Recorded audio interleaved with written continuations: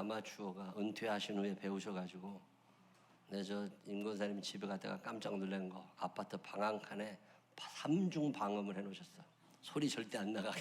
거기서 연습을 하시는데 이게요, 겨울에는 할만 하겠어 가보면. 근데 에어컨도 못 달잖아요, 방음 장치대 때. 에어컨 소리 나가면 안 되니까. 그래서 그 방은 아주 한증막일 텐데 이 여름에 얼마나 연습을 많이 하셨는지. 옛날에는 이렇게 씩씩하다 소리가. 근데 요즘에 이렇게 색소폰 소리 들어보면요, 임권사님 소리가 굉장히 많이 이렇게 계단이 몇 개 올라간 것 같은 소리가 들려. 참 감사하다고 박수 한번 해주시기 바랍니다. 아유, 감사합니다. 오늘 헌금위원들이 아주 이쁜 가운을 입고 이렇게 헌금위원 해주셔서 감사한데, 저 가운도 어떤 분이 또 헌물을 이렇게 해놓으셨어요. 아유, 저를 좀 이쁜 가운을 입으면 좋겠다고 저게 이렇게 준비 잘 해주셔서 헌신해 주시는 분들이 계셔서 재주로 헌신하시고 물질로 헌신하시고 너무 감사하고 또 축복합니다. 오늘도 주의 전을 찾은 여러분들에게 주의 은혜와 사랑이 넘치시기를 주님의 이름으로 축원합니다. 옆 사람하고 인사하시겠습니다. 약간 긴장하고 삽시다. 시작. 다시 한번 눈을 꼭 쳐다보면서, 손을 붙잡고 눈을 쳐다보면서 널 보면 조금 긴장이 돼. 시작.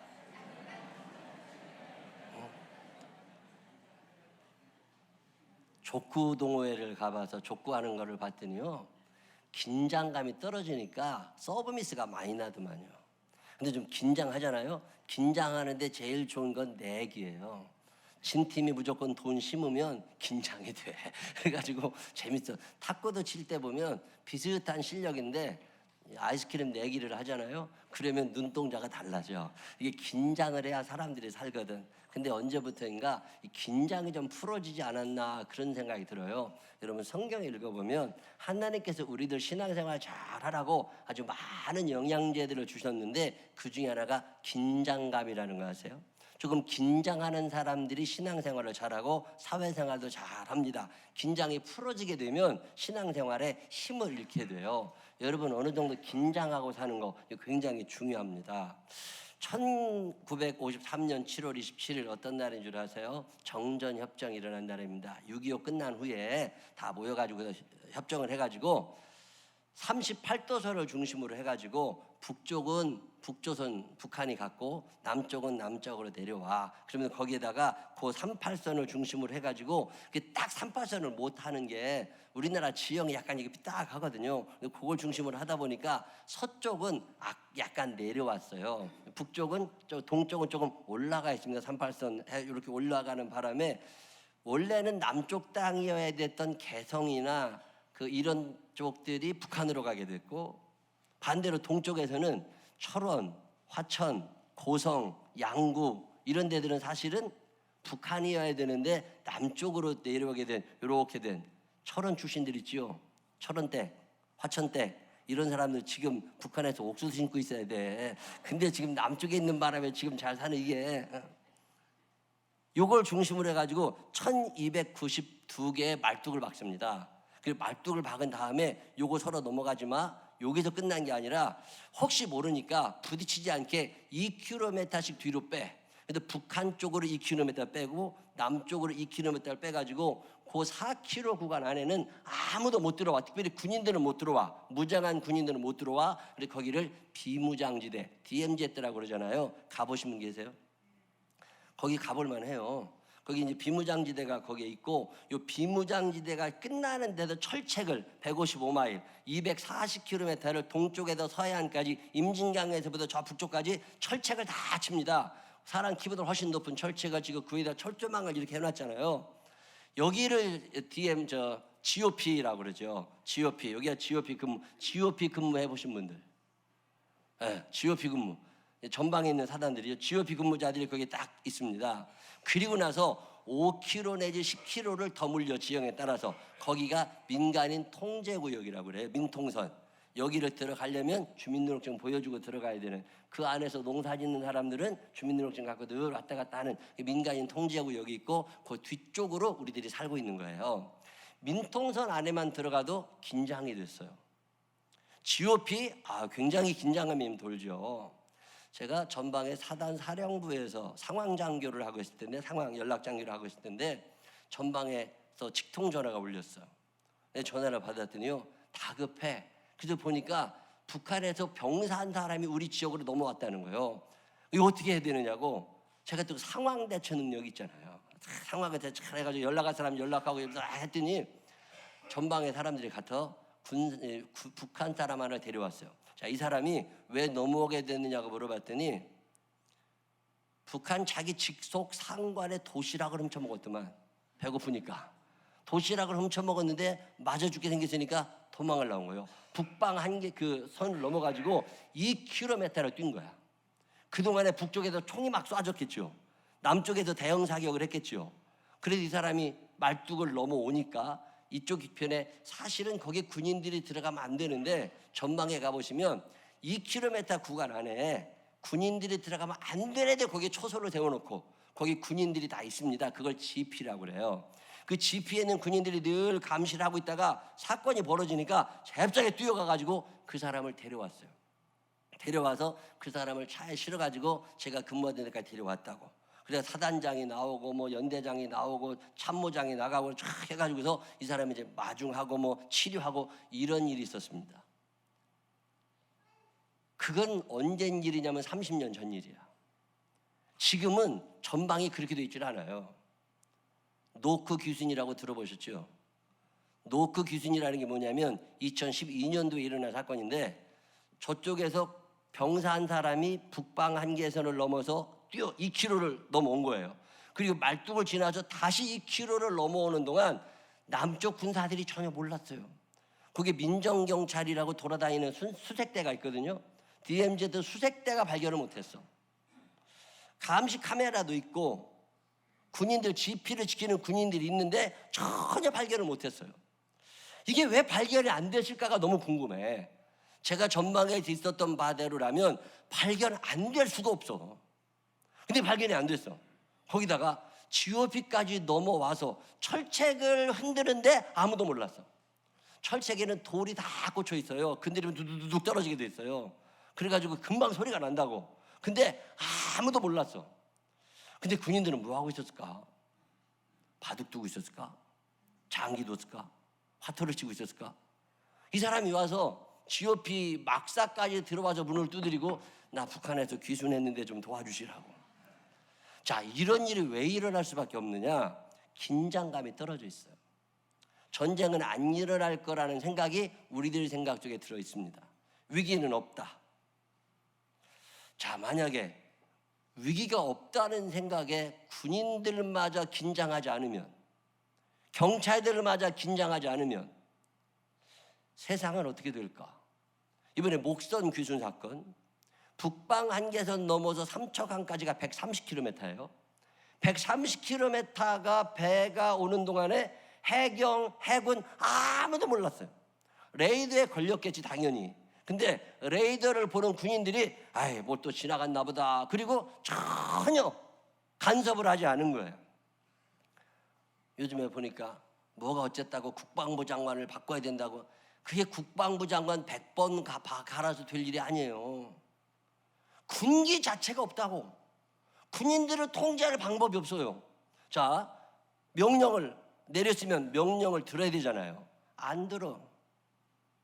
때릴 수가 있나, 벌을 줄 수가 있나, 혼을 낼 수가 있나. 만약에 높은 사람이 낮은 사람 또 이렇게 야단치고 벌 주잖아요. 그날로 엄마한테 핸드폰 해요. 그럼 또 엄마들이 가만히 있나? 저 볼때같이 또 달려들어. 카톡에다 띄워놓고. 그래서 소대장들이 뭘 할 수 있는 게 없대요 지금. 군기 이런 말이 군대에 없습니다. 전투, 돌격, 훈련, 명령, 복종 이런 게 지금 없어진 사회라고. 긴장이 다 풀어졌어요. 긴장이 풀어지다 보니까 위기의식이 다 사라져갑니다. 왜 이런 일이 일어날까? 물론 전쟁이 사라진 시대는 살고 있습니다. 그렇지만 여전히 군대는 존재해요. 군대가 없다면 평화가 있을까? 경찰이 없다면 안전이 있을까? 대형 사건이 끊어지지 않습니다. 자그마한 사고들이 계속 이어지는 속에는 어떤 이유가 있지 않을까? 그 이유 가운데 하나가 긴장감이라는 거예요. 우리들이 살아가는데 어느 정도의 긴장감이 필요합니다. 근데 위기의식, 어떤 긴장감이 다 사라져버린 거예요. 이제 괜찮다는 거예요. 이제 안 해도 된다는 거예요. 누군가 해줄 거라는 거예요. 애기 태어나면 나라가 돈 줄 거고, 나이 들면 또 나라가 돈 줄 거고, 청년 실업자 생기면 나라가 돈 줄 거고, 또 아무것도 안 하면 엄마 것 팔아먹으면 되고. 긴장이 도대체 되질 않아요. 이게 제대로 살아가는 건가? 긴장이 다 풀어지면 어떻게 될까요? 어떤 부담감이라는 게 전혀 사라진 거예요. 잘 살고 싶은 욕심 있겠지요. 근데 그게 저절로 생기는 줄 알아요. 가만히 생각해 보면 제 인생에도 긴장감이 계속 있었던 것 같아요. 조마조마 아슬아슬. 좋은 거냐? 좋은 거 아니에요. 힘들어요. 아마 지금 여기 계신 분들 중에 지금도 조마조마하게 아슬아슬하게 사시는 분들 참 있을 거라고 생각을 합니다. 목사로 살면서 긴장하고 싶지 않아요. 그런데 긴장이 돼. 주일 예배 끝나잖아요. 그럼 다음 주 주일 예배 걱정이 돼. 수요 예배는 어떻게 드리지? 심야기는 어떻게 드리지? 새벽기도 어떻게 하지? 누구네 신방 가는데 뭐라고 말씀을 전해야지? 성경만 들으면 말씀이 저절로 다 생각나는 게 아니잖아요. 이게 보통 스트레스가 많은 게 아니에요. 거기다가 사람들 사이에 문제가 생깁니다. 장례식이 일어나죠. 이거 돌발적인 사고가 생겨. 가정일이 또 생겨난다고. 교회 행정적인 어떤 일이 생겨요. 긴장이 늘 되니까 소화기관이 먼저 망가져요. 365일 설사를 하고 살아야 돼. 아마 여기 계신 분들 중에 위장약 들고 사시는 분들 꽤 되실 거예요. 리더가 된다고 하는 게, 앞서간다고 하는 게 쉬운 게 아닙니다.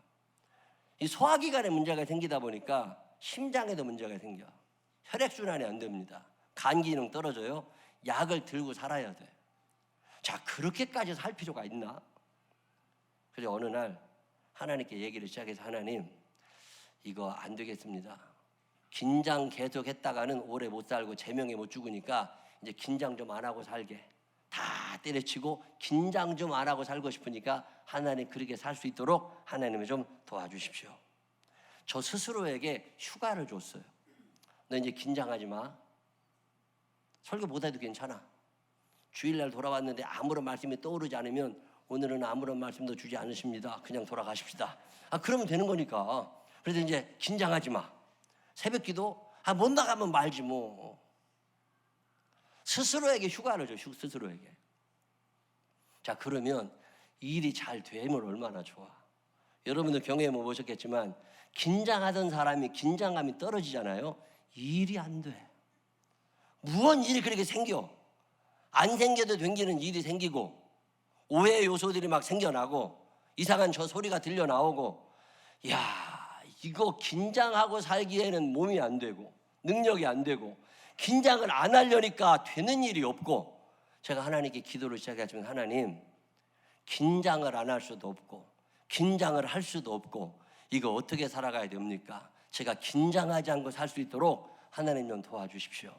그리고 기도를 계속 하는데 성령께서 제게 주신 음성이 하나 있습니다. 그게 뭔 줄 아세요?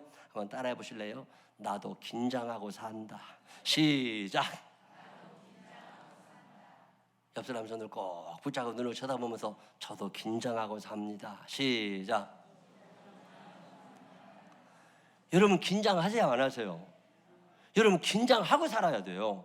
저는 성령님께서 긴장하고 사시고 계시다는 생각을 한 번도 못 해봤어. 근데 성령께서 긴장을 하신다는 거예요. 왜? 하나님의 자녀라는 사람들을 마귀들이 와가지고 늘 멸망, 무너뜨리려고 호시탐탐 기회를 노려. 우는 사자처럼 삼킬 자를 찾아 나서고 있어요. 생명나무 교회 교인들이 언제 넘어갈지 몰라. 그러니까 저걸 지키시느라고 긴장하고 사신다는 거예요. 저거 시험 들면 안 되거든. 어느 날 기도를 하려고 보면요, 기도가 필요 없는 사람이 하나도 없어. 어떤 사람 기도 제목 읽어보면 언니가 암에 걸렸대. 어떤 사람은 동생이 암에 걸렸대. 어떤 사람은 아버지가 암에 걸렸대. 어떤 사람은 남편이 암에 걸렸대. 뭔 기도가 필요 없는 사람이 하나도 없어. 어떤 사람은 사업장을 확장해야 되는데 이게 뭐가 제대로 안 된다고. 어떤 사람은 뭘 해야 되는데 이게 잘 안 된다고. 그러면 목사가 늘 긴장을 하고 기도를 해야 돼. 야, 이거 언제쯤 긴장이 풀어져? 그때마다 제 마음속에 드는 위로가 그거예요. 나도 긴장하고 산다. 여러분, 한 사람의 영혼을 천국으로 데려가기 위해서 성령님께서 얼마나 긴장하고 사는 줄 아세요? 아, 그렇구나. 적당히 긴장해야 인생이 재밌는 거고, 긴장이 전혀 없어지면 삶의 재미가 없어지는구나. 자녀들 교육 때문에 여러분 긴장하세요. 자녀들 교육 때문에 엄마 아빠가 긴장하지 않으면 이 자녀들의 미래는 결코 밝을 수가 없습니다. 노후대책, 경제생활하는 거, 건강생활, 영성생활, 이거 여러분 긴장하셔야 돼요. 지금 이 나라 전체가, 그리고 기독교인들이 긴장하려고 하질 않아요. 그저 편한 게 좋아, 쉬는 게 좋아, 게으른 게 좋아. 근데 성경은 그렇게 말하고 있지 않습니다. 다 긴장이 풀어지면 어떻게 될까요? 누군가는 긴장해야지. 그래서 앞에서 끌어가는 사람이 있어야 되잖아요. 미국의 대학교에서 강의 시간에 교수님이 평균적으로 똑같은 이 보편적 복지 안 된다, 어디 강의를 했어요. 그랬더니 학생들 중에 몇 명이 그래도 열심히 돈 버는 사람들이 있을 거니까 우리가 그 돈을 좀 세금을 통해 가지고 수혜를 받으면 되지, 왜 보편적 복지가 안 되냐, 다 똑같이 나눠야 된다, 그런 얘기가 그 논쟁이 붙었어요. 그래서 결국 내기를 시작했습니다. 교수님이 나는 보편적 복지 반대한다. 무슨 얘기를 한 줄 아세요? 자, 그러면 공부 잘하는 사람도 있고 공부 못하는 사람도 있는데 똑같이 점수를 주자. 반평균 점수를 다 내가지고, 자, 반평균 점수를 내서 공부 잘하는 사람 것도 평균, 못한 사람 것도 평균이에요. 자, 그러면 반대하는 사람이 많을까요? 찬성하는 사람이 많을까요? 기독교인들은 대부분 반대하겠지만 대부분의 사람은 찬성합니다. 왜 그럴까요? 내가 공부 안 해도 공부 잘하는 사람 덕분에 내 성적이 올라갈 것 같잖아요. 내기가 시작됐어요. 평균 점수를 준다. 첫 번째 시험을 봤는데 전체 평균 점수가 B학점이 나왔대요. 공부 잘하는 사람들이 열심히 했어요. 근데 공부 못하는 사람들은 열심히 안 했겠지요. 어쨌든 B학점 다 맞았어. 얼마나 좋아. 공부 안 하고 B학점 맞았으니까. 반면에 공부 잘하는 사람들은 속이 상하기 시작한 거야. 내가 이렇게 열심히 공부했는데 왜 나 B학점이야? 다음 시험에서 어떻게 됐을까요? 공부 열심히 했던 애들이 공부를 안 하기 시작한 거예요. 경제적으로 말하면 돈 열심히 벌고 사업하던 사람들이 싫다고 포기하기 시작한 거예요. 두 번째 시험 봤는데 평균 점수가 D가 나왔어요. 그래도 괜찮아. 난 F였었는데 D 맞았으니까. 이런 애들도 많지만 A학점, B학점 맞을 수 있는 사람들이 D학점을 맞게 된 거예요. 의욕이 사라진 거예요. 마지막 시험에서 어떻게 됐을까요? 올 F가 나왔어요. 올 F 성적표를 딱 받았습니다. 학생들이. 교수님 찾아가도 항의했을까요? 안 했을까요? 내가 왜 F냐고. 약속을 했잖아. 결국 그 학기에 그 수강을 한 전 학생들이 다 F를 맞았어요. 돈 더 내고 한 학기 수업을 더 듣게 됐습니다. 인간은 긴장이 떨어지잖아요. 그러면 밑으로 가게 되어 있지 위로 올라가게 되어 있지는 않습니다. 제가 참 옛날에 마음 깊이 받아들였던 예화가 하나 있어요.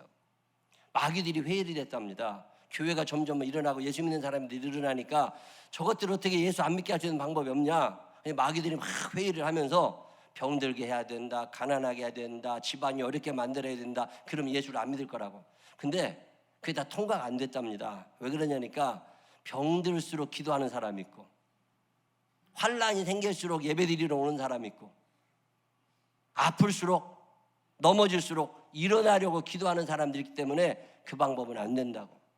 그래서 한참 며칠 동안 얘기를 하는데 아주 나이 많은 마귀가 묘안을 하나 냈습니다. 그러면 방해하지 맙시다. 11지 생활을 하게 하고 주일 성수하게 하고 열심히 기도하게 하고 헌신봉사 충성하게 합시다. 이 마귀들이 난리가 났겠죠.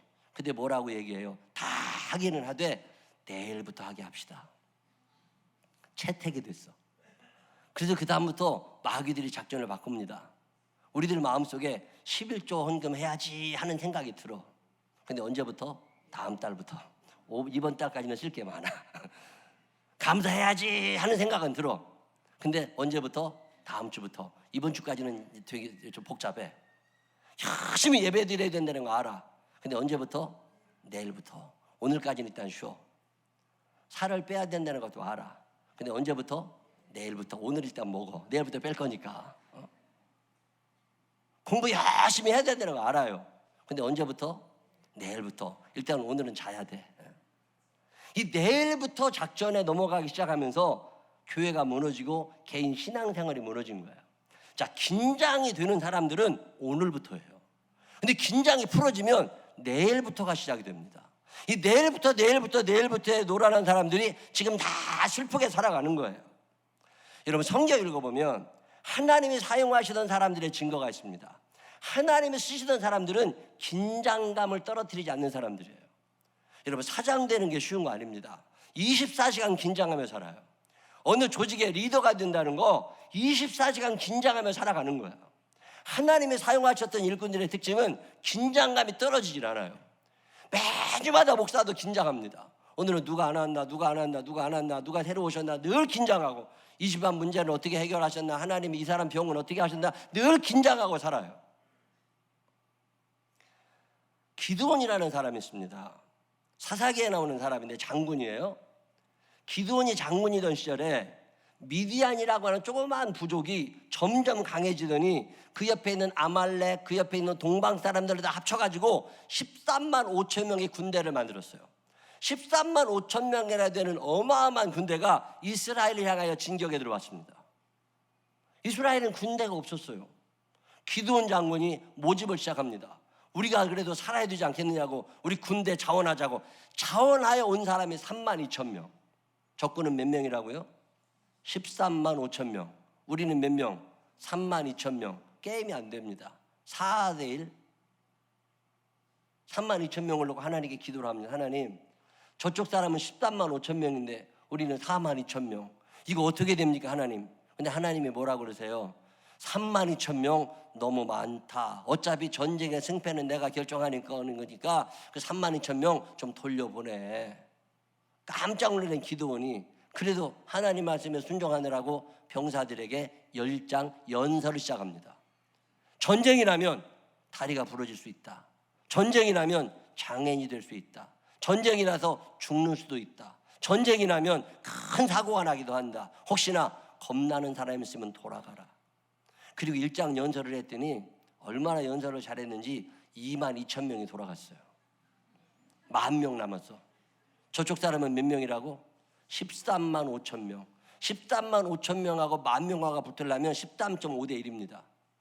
기드온이 겁이 나는 거예요. 하나님, 3만 2천 명도 적은데 10,000명밖에 안 남았습니다. 그때 하나님이 뭐라고 그러세요? 10,000명도 많다. 더 줄여라. 그러면서 줄이는 방법을 가르쳐 주십니다. 10,000명을 열심히 훈련을 시켜가지고 땀이 어마어마하게 많이 나고 목마르게 해놓은 다음에 냇가에다가 풀어놔라.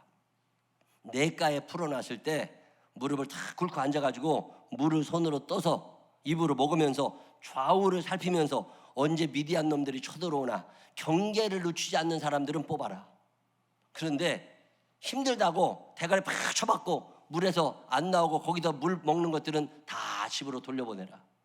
기드온이 하나님 말씀대로 냇가에다가 10,000명을 풀어놨어요.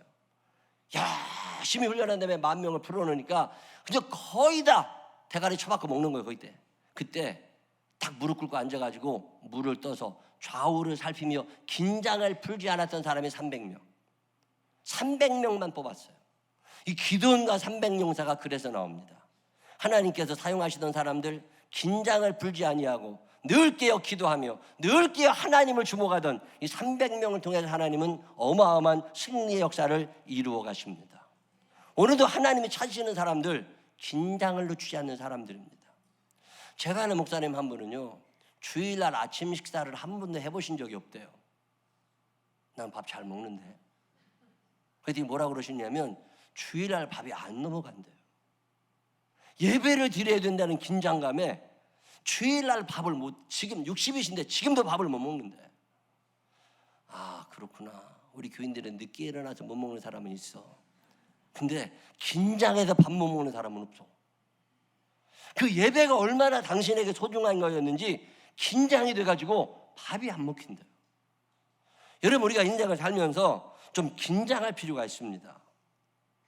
예수님께서 베드로와 두 제자를 부르셔서 겟세마네 동산에 가서 기도하자고 하실 때 그들은 긴장감이 떨어진 거예요. 긴장감이 떨어지니까 잠을 잘 수밖에 없었죠. 그러나 그날 밤 예수님은 죽느냐 사느냐의 문제를 가지고 고민하며 기도하신 거예요. 오늘 우리가 읽은 시편 121편은 참 의미 있는 구절이 있습니다. 그 121편의 내용은 뭐냐면 하나님께서 우리를 지키신다는 거거든요. 하나님께서 우리를 보호하신다는 거예요. 하나님께서 내가 실족하지 아니하도록 나를 지키시는데 그 과정에 하나님이 졸지도 않으시고 주무시지도 않는다는 거예요. 졸릴 때 졸 수 있다는 게 얼마나 큰 복인 줄 아세요? 졸린데 잠을 못 자. 누워야 되는데 누워도 눈이 안 감겨. 이게 보통 힘든 일이 아니에요. 근데 시편 121편에 하나님께서 우리를 지키시느라고, 우리를 보호하시느라고, 우리 잘 살도록 도와주시느라고 졸지도 아니하시고 주무시지도 아니하신다는 거예요. 자, 이 히브리 원어를 찾아봅니다. 히브리 원어를 찾아보고 또 찾아보니까 잠언 6장에 보니까 이런 말씀이 있어요. 6장 4절에 내 눈을 잠들게 하지 말며 눈꺼풀을 감기게 하지 말고, 이런 말씀이 있는데 이 말씀을 현대인의 성경을 읽으면 어떻게 되느냐면 이렇게 됩니다. 내 눈을 잠들게 하지 말며 눈꺼풀을 감기게 하지 말고, 이 말씀이 너는 그 일을 미루지 말며 그 문제를 해결할 때까지 잠을 자거나 긴장을 풀지 말고, 이런 말이에요. 시편 121편 4절 제가 다시 한번 읽어드리면 이렇게 됩니다.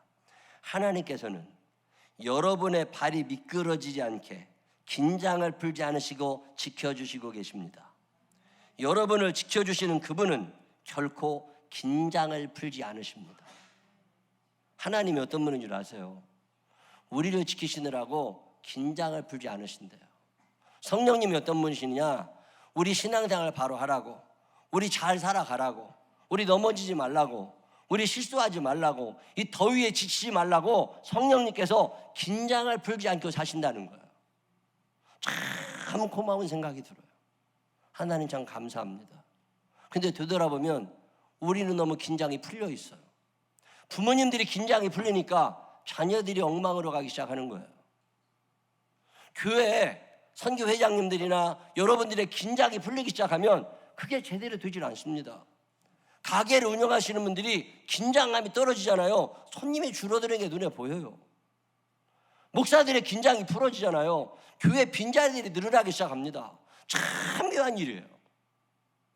그래서 성령께서는 우리들에게 긴장감을 주시는 거예요.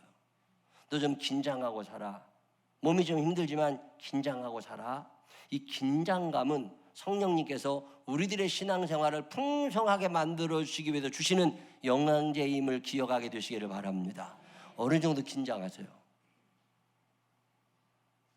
가정생활에, 직장생활에, 신앙생활에 긴장감이 떨어지면 사고가 나기 시작해요.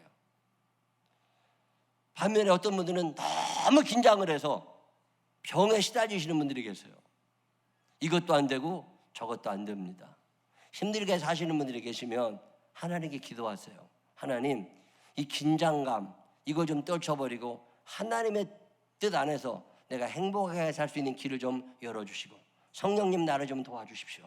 반면에 긴장감이 너무 풀어지고 계세요. 사고가 끊임없어요. 가정에 사고가 끊임없어요. 그러면 긴장하게 해달라고 기도하셔야 돼요. 오늘 시편 121편은 우리에게 하나님의 긴장을 이야기합니다. 당신이 어느 정도 긴장을 하고 계시다는 거예요. 왜? 우리를 지키시느라고. 부모님들의 긴장이 풀어지면 자녀들이 죄의 길에 서게 됩니다. 영적인 파수꾼들인 우리들이 하나님 앞에서 긴장하지 않으면 우리 세상은 죄악의 세상으로 굴러가게 됩니다.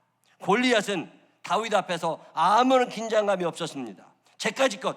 그러나 그 긴장감이 풀어진 골리앗은 결국 다윗에게 죽고 말았습니다. 마귀는 틈을 노리는데 우리의 영적인 생활에 진보가 일어나지 않도록 마귀는 틈을 노리는데 우리가 지금 무장 해제하고 있지는 않은지 한 번쯤 되돌아보면서 2019년이 다가기 전에 긴장하고 이 2019년의 마무리까지 잘 달려갈 수 있는 믿음의 사람들이 되시기를 주님의 이름으로 축원합니다. 기도하십시다.